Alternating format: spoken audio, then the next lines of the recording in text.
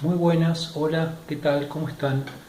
Hoy nos encontramos aquí para hablar sobre un tema que en todo el 2024 y en el 2025 también, o por lo menos en toda la primera parte, fue un tema de debate, que son las retenciones. Eh, la administración del presidente Milei, junto a su ministro de Economía, Luis Caputo, han dicho en varias oportunidades que las retenciones son un instrumento que no les ha producido enamoramiento, pero que lo necesitan o lo han necesitado alargar durante un cierto periodo de tiempo, pese a las críticas que han tenido por parte de amplios sectores de la oposición y principalmente del campo.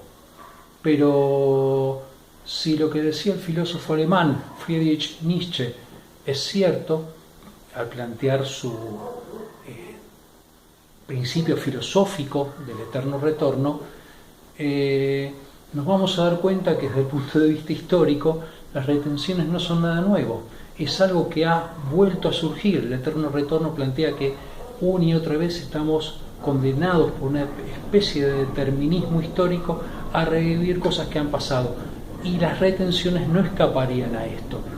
Veamos por qué. Para el 13 de marzo de 1967, el ministro de Economía Krier Bacena, ministro de Economía del presidente Onganía, lanzó su plan de estabilización y desarrollo. Tocó varios puntos. Entre los puntos más interesantes estuvo una mega devaluación, una sobredevaluación del peso, que pasó de $1 a 225 pesos a pasar a estar $1 a 350 pesos. Se planteaba que esta sobredevaluación del peso, que superaba la paridad ampliamente a la que debería de estar, era una instancia para que este tipo de cambio evitara futuras especulaciones y futuros alzamientos inflacionarios en los precios. De esta manera se pretendía que esta iba a ser la última devaluación por el carácter que había tenido importante, y también iba a permitir que los precios se mantuvieran a lo largo del tiempo. Muchos de los puntos que se tocaron para que esto fuera así, por ejemplo, fue el hecho de hacer acuerdos de precios con los sectores comerciales para que no se produjesen futuros aumentos. Otro expediente al que se echó mano fue una especie de política tradicional, ¿sí?, en la cultura liberal de los economistas, que fue precisamente el congelamiento de los salarios. Teóricamente este congelamiento tenía que tener vigencia aproximadamente hasta diciembre de 1968, desde el momento en que se lanza este plan, aunque al principio se permitió en promedio al sector público y privado un incremento de precios del 15%, lo cual igual de todas formas quedaba por debajo de la devaluación del peso con respecto al dólar y del salto de precios que se había sucedido. Sin embargo, se esperaba que con esto se morigeraran las expectativas inflacionarias y futuros aumentos de precio. Ahora bien, había dos posturas en cuanto a la inflación en este momento. Una postura era la de Alonso Garay, que había sido ministro en reiteradas ocasiones, incluso con Arturo Frondizi, que planteaba que el tema inflacionario era una cuestión meramente monetaria, mientras que Krier Bacena creía que el problema estaba en los costos. Por eso este plan apuntaba específicamente hacia los costos y hacia ese cuello de botella que generaba la industria nacional, que constantemente requería insumos importados y no aportaba mucho con las exportaciones industriales. Se apostaba justamente a aumentar las exportaciones industriales, y para ello se consideraba, a diferencia de otros ministros de economía, de otras posturas económicas, que el capital nacional no alcanzaba para desarrollar a la industria argentina a un nivel, ¿sí?, que le permitiera salir a competir y poder exportar sus productos. Por lo tanto, había que buscar este plus para impulsar a nuestra industria en los capitales extranjeros. Es por eso que se buscó realizar una reducción a los aranceles a las importaciones, porque esta devaluación tan importante en teoría beneficiaba a la industria nacional porque podía competir en mejores condiciones que los productos importados. Entonces las bajas de retenciones a las importaciones permitía que ingresaran ciertas importaciones. ¿Para qué? Para evitar esta competencia desleal, pero por otro lado esta baja a los aranceles a las importaciones hacía que las industrias nacionales pudiesen acceder a maquinaria, ¿sí?, necesaria para sus industrias. ¿Para qué? Para mejorarlas y ponerlas a tono con la competencia del mercado externo. Es decir, se intentaba depender no solamente de los ingresos de dólares del campo, sino que la industria, al mejorar sus condiciones de producción, pudiese aportar a través de la exportación de productos que no eran primarios, sino que eran manufacturas, ingresar dólares que no solo iban a hacer depender al Estado de los dólares propiamente de los productos primarios. Entonces, en este sentido había cierta lógica y un sentido atinado al momento en que se la hizo. Pero en los hechos quedaba un doble tipo de cambio. Por ejemplo, bajo, ¿para quién? Para las exportaciones primarias. Pero por el otro lado quedaba un tipo de cambio alto para las exportaciones de productos industriales y sobre todo para las transacciones financieras.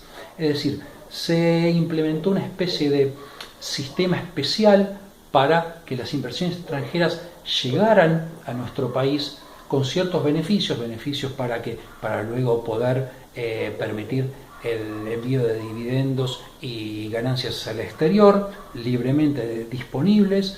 Se les permitía tener dentro de la Argentina unas altas tasas de rendimiento muy superiores, tasas de interés muy superiores a las internacionales, para fomentar la llegada de capitales y que fuese fácil, ¿sí?, hacerle préstamos al Estado. Y por otro lado, todo esto permitía que, junto al acuerdo de precios y el congelamiento de salarios, equilibrar los déficits fiscales que estaba teniendo el gobierno.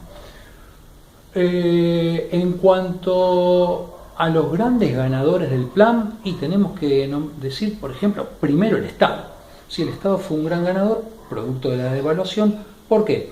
Porque le permitía tomar el producto de estas retenciones que le aplicaba al campo y revertirlo en obra pública. Ejemplo de esto fue el tema de Chocón, Atucha 1, son ejemplos claros de este gran boom de obras públicas. Incluso gran cantidad de bancos extranjeros surgieron, que era negocio prestarle dinero por el tema de las tasas de interés altas que se pagaban, y el Estado los utilizaba para la obra pública, que fue uno de los grandes pilares de este plan de estabilización y desarrollo.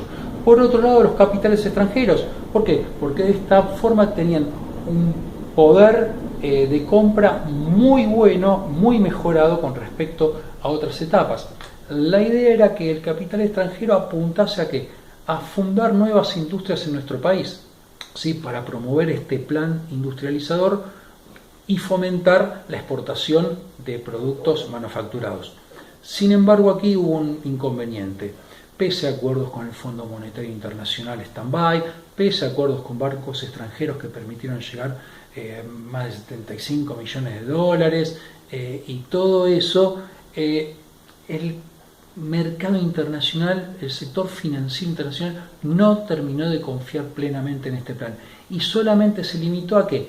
A invertir en cosas seguras, sector bancario, y sobre todo en comprar empresas muy consolidadas, de muy buen desarrollo, que estaban a precio de ganga, ¿sí?, por el beneficio que tenían en el tipo de cambio, y terminar en un proceso que fue en la época conocido como un proceso de la extranjerización de la industria nacional.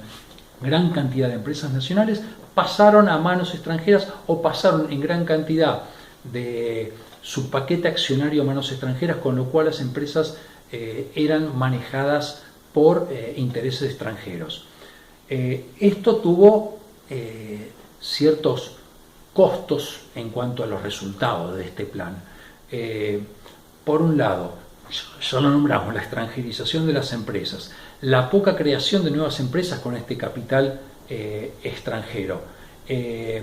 Y por el otro lado, un aumento muy importante que eso afectó en la balanza de pagos de la República Argentina, que fue el pago de royalties, es decir, el pago de regalías por patentes, porque muchas de estas empresas nacionales que se extranjerizaron pasaron a pertenecer a empresas extranjeras que las tenían como transnacionales, con lo cual esta industria ahora tenía que responder por patentes, ¿sí? Y pagar, ¿sí?, los distintos royalties a las casas matrices que estaban en el extranjero.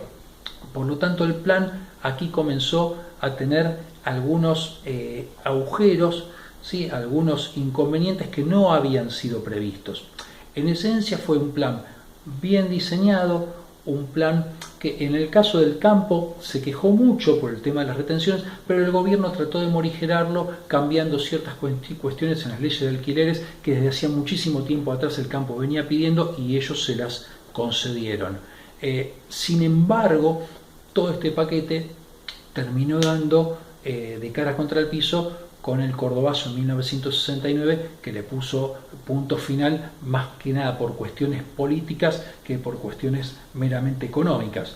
Pero si la historia se repite, señores, tenemos un problema, porque estamos condenados por este determinismo a que el tema de las retenciones que en el año 2024, 2025 y antes también ha tenido la Argentina, pueda estar condenado al fracaso. Pero bueno, ese será tema de una perspectiva histórica que excede el carácter de este video, así que bueno, espero que les haya sido de utilidad y nos estaremos viendo en algún otro encuentro. Adiós, hasta luego.